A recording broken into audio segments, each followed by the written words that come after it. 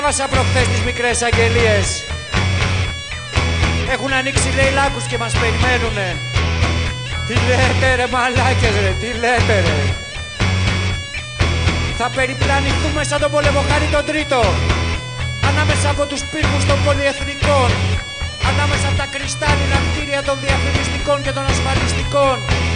Θα τους τραβήξουμε, θα τους βγάλουμε μέσα από τα γραφεία τους και θα τους πούμε αρκετά ρε μαλάκες με την κονόμα και τις μαλακίες σας, μας γαμίσατε. Αρκετά ρε μαλάκες με την κονόμα, μας γαμίσατε.